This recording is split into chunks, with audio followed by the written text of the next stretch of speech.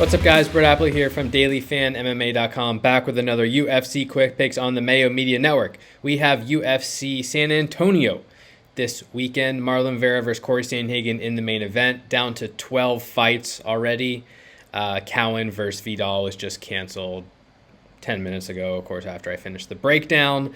12 fights, it still should be a fun one. It's one of the trickier slates of the year, I would say, because, I mean, there's not many heavy favorites. The favorites who do have moderate price tags, I think, could easily lose a lot of them. So there are a lot of live underdogs on this slate. I think leaving salary on the table is a really good option this week. As usual, I'm going to cover my favorite cash game option, tournament option, salary option, and a matchup of the week from a DraftKings perspective. And before I do, make sure you subscribe to the channel, like the video, and again, why don't you comment below, give me a fighter, give me an underdog who's going to win. Like I said, I think there's a lot of live ones. There's going to be some obvious options, but if you can really nail down the ones who do win below the mid-range, that's going to set you ahead of the field. So always interested to hear what y'all have to say.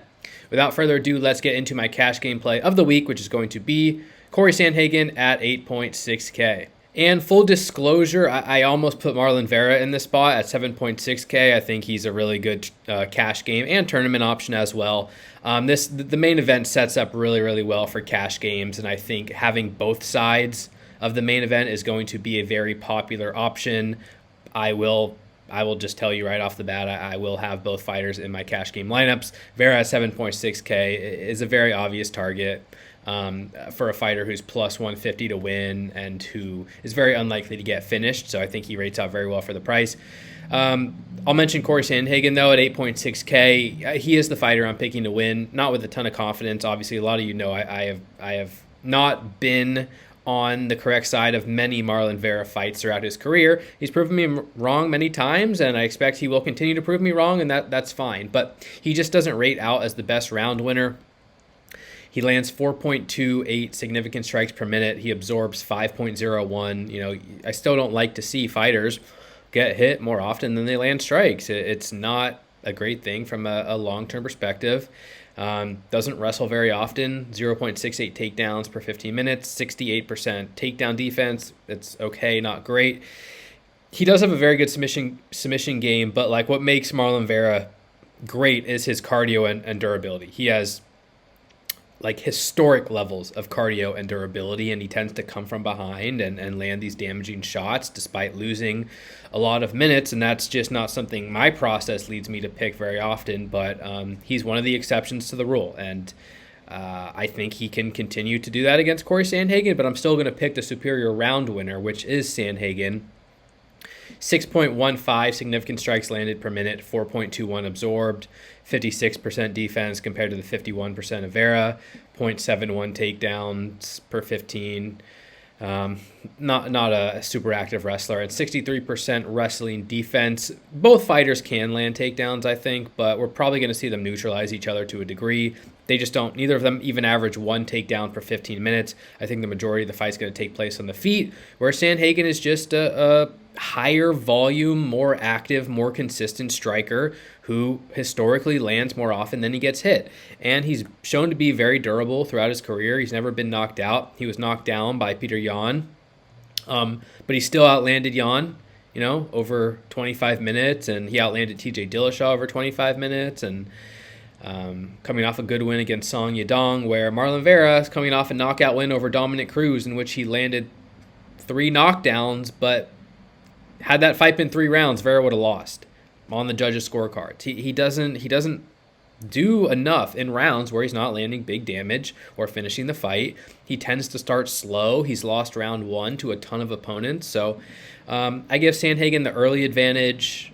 I favor him over 25 minutes as the more consistent striker. But like I said, it's quite possible Vera comes from behind, lands a damaging strike, or jumps on a submission or something like that. He's live underdog, but I like the round winner here, and I think both sides rate out very well from a cash game perspective. Sandhagen will be my lean, though, at 8.6K.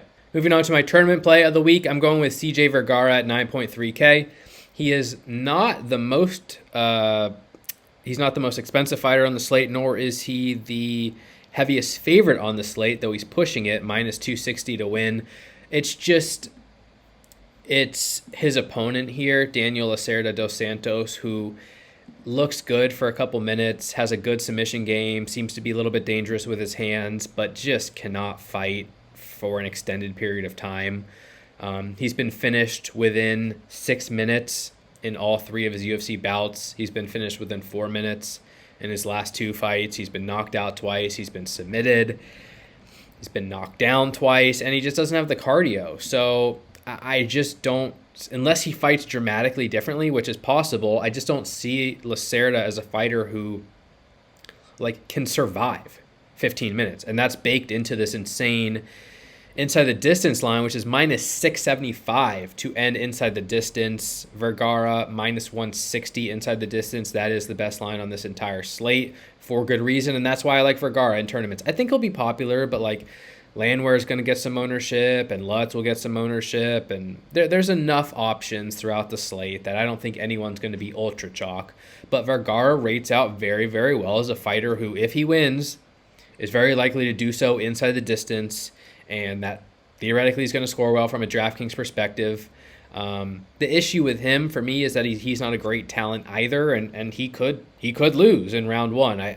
I'm not expecting it, but I think Dos Santos Lacerda has some takedown submission upside here, and I wouldn't be totally shocked by that result. But Vergara is probably the better boxer, the more consistent boxer. He fought through Clayton Rodriguez pretty well. He fought through Ode Osborne pretty well, and has the heavier hands of the two, and probably finds his way to a knockout, I would guess, early. So I like this matchup as a whole. I like the Vergara side because I think he's more likely to win inside the distance. But the winner of this fight projects to score quite well, and Vergara will be my tournament play of the week at 9.3K. All right, moving on to my salary play of the week here. And again, I really did not know who to recommend. I think there's a large number of options, but I'm just going to take a flyer here with Austin Lingo at 6.8K, the cheapest fighter on the slate. And mostly because I kind of want to push this idea that anyone's live. You can leave salary on the table. This is not a slate where you need five or six favorites. I think you can take risks, and just for reference, Lingo as the cheapest fighter on the slate, it's only plus 170 to win.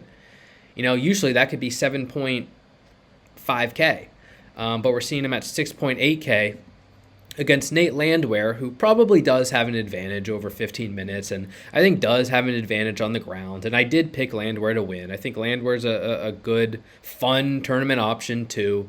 But, Landwehr has lost twice in the UFC, and he's been knocked out cold both times in round 1. And his fight against Darren Elkins, which he won, he absorbed 121 strikes. And in his most recent win against David Onama, he got hurt and knocked down. So, this is a guy averaging 5.5 significant strikes per minute absorbed, and has been put out cold multiple times. And that's just kind of the guy he is. That's been his whole career. Fighting through a large number of exchanges early, getting hurt early, getting taken down early, coming from behind, and winning. That's what his regional career looked like. That's kind of what his UFC careers looked like too. And he probably wins because Lingo's not a great talent, and Lingo's not a great defensive wrestler, and Lingo can get hit on the feet too. But this could just be a boxing-based brawl. And I think Lingo is live there. Odds indicate that he is live as a plus 170 underdog. He's only, let me double check the ITD lines, plus 335 inside the distance. It's not great, but it's better than some fighters priced above the mid-range for reference. So I do think Lingo has some upside. He's a capable boxer, and I think he has some knockout equity. So am I going to be heavy on Lingo? Not necessarily. But I do think he's a live underdog, and I do think you should have exposure to him in your portfolio. I think he has a path to victory with his hands, even by decision, more likely based on a knockout. But it's a wide open slate here. This is just one example of it, but I'm going to make Austin Lingo my salary play of the week there at 6.8K. And finally, another matchup of the week. I'm going to go with Chidi Njokuani versus Albert Duraev. Njokuani is the favorite -150, Duraev +130. On DraftKings, Njokuani is 8.8K and Duraev 7.4K. And this feels very much like a striker versus grappler matchup, in where Njokuani is a experienced kickboxer and has wins by knockout early in the UFC. His weaknesses, if he has any, is probably on the ground.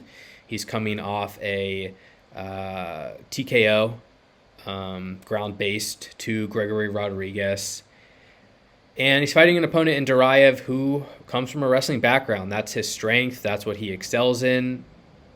And the issue is, like, Duraev hasn't looked great in the UFC.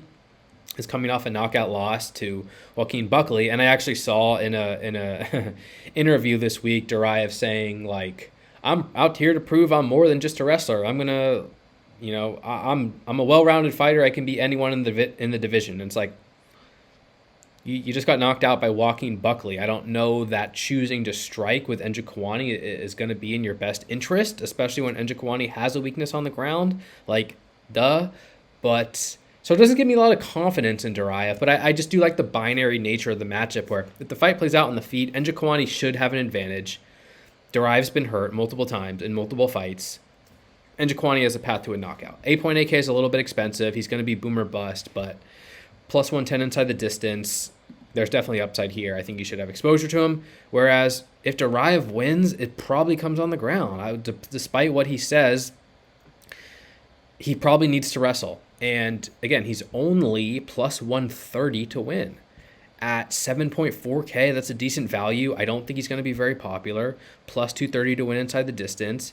It feels like a good fighter to target, to potentially be overweight on, despite all these other risks. And there's plenty of underdogs on the slate to target, so you don't have to invest in him, but I do think he has upside and potentially will come in with a lower ownership than he should based on his metrics and the matchup dynamic. Again, I like the binary aspect, striker versus grappler. I always like to target those fights. The fight as a whole is -280, ends inside the distance, so good fight to target. Winner projects to score pretty well there too. That's going to be it for this week's UFC Quick Picks. Thank you again for the support. You can follow me on Twitter, Brett Appley, _TPP, dailyfanmma.com for all your DraftKings breakdowns needs. Best of luck in your contest this week, guys. Take care. Stay safe. Talk to y'all soon. Peace.